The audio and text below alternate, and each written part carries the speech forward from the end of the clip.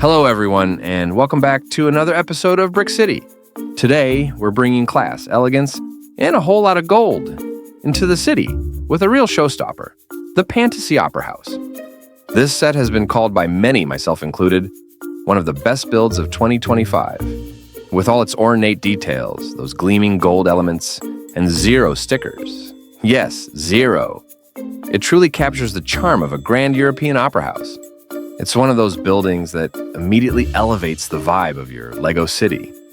You walk by and feel like you need to straighten your posture and speak with an accent.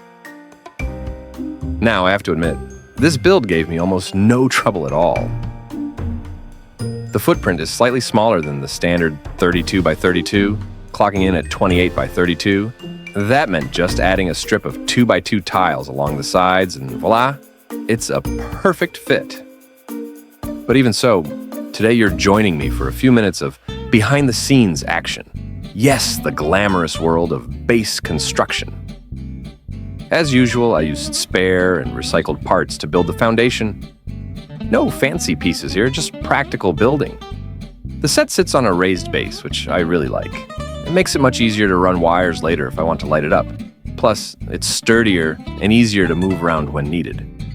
Function over flare, at least at this stage. Base complete. Now let's put the opera house in place. Click, click, and it's done. Easy, right? Now there's just one last thing to wrap up. Filling in the 2 stud gap on each side.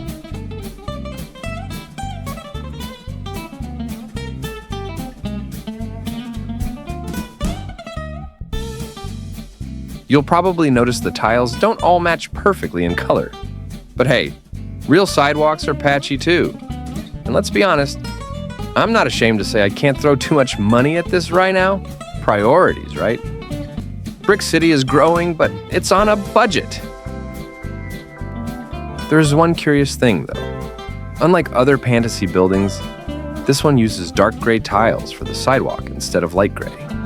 Baker Street, also from Fantasy, uses light gray, so what gives? I did consider replacing them to match the rest, but honestly, I kind of like the contrast. Feels like this corner of the city is a little older, maybe a bit more historic. And conveniently, another set I have coming up has the same dark tiles. So I'm rolling with it.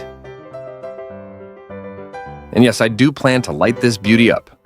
I've already got the power cable ready beneath the mill's base plate. Now, I just need the lighting kit and, well, money. One step at a time, right? As you can see, the city's growing, but the road at the edge of the table, still under eternal construction. Missing tiles, but full of hope.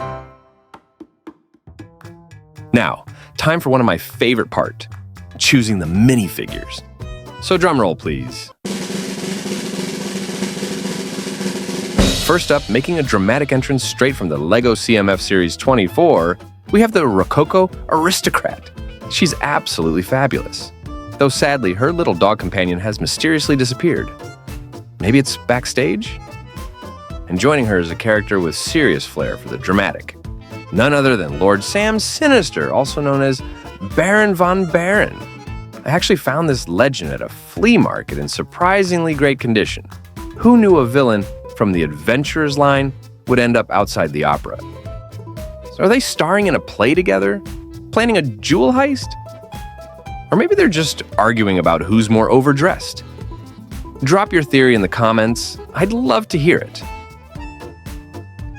That's it for today's episode of Brick City. I hope you enjoyed this elegant addition to our growing Brick City. Well, if you did, don't forget to leave a like, subscribe for more episodes, and say hi in the comments. Even a simple emoji helps the algorithm. Thanks so much for watching, and as always, happy building.